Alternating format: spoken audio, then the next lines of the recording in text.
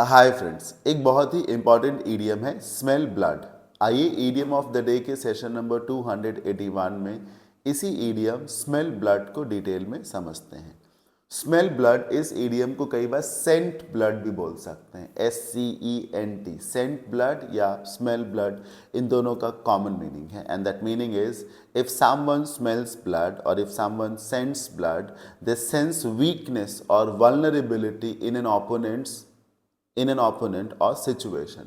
मतलब अगर कोई स्मेल ब्लड कर रहा है तो वो सामने वाले या एक किसी सिचुएशन में वल्नरेबिलिटी को या वीकनेस को, कमी को नोटिस कर लेता है and it prompts them to act more aggressively और टेक एडवांटेज। और इससे उसको लगता है कि अब मेरे पास और बढ़िया मौका है। आप इस ईडियम को ना हंटिंग से रिलेट कर सकते हैं। जैसे किसी ने किसी का शिकार किया और बीच में ही वो जो है ना, मतलब जैसे उसने उस पर पाउंस किया तो वो भाग खड़ा हुआ, तो फिर उसने उसको चेस किया, फॉलो करने पर थोड़ी दूर जा करके उसको कहीं पे ब्लड स्टेन्स दिखे।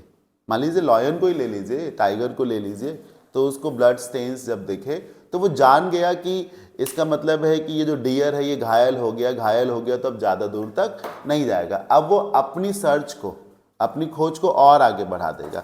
इन इन इमेजेस को देखिए, इसमें एक तरफ एक टाइगर है जिसके जबड़े पर ब्लड लगा हुआ है और एक तरफ कुछ शिकारी कुत्ते हैं जो सूंघ रहे हैं। उन्हें जैसे समझ में आएगा कि ब्लड है तो वो जान जाएंगे कि आगे कोई इंजर्ड एनिमल है। वो अपनी चेस को, अपनी सर्च को और तेज़ बढ़ा देंगे और अग्रेसिव हो जाएंगे और बहुत तेजी से हावी हो जाएंगे। मतलब सामने वाले की कमजोरी को भांप लेना, जिससे अब आप और तेज रिएक्ट करेंगे और तेज हमला करेंगे।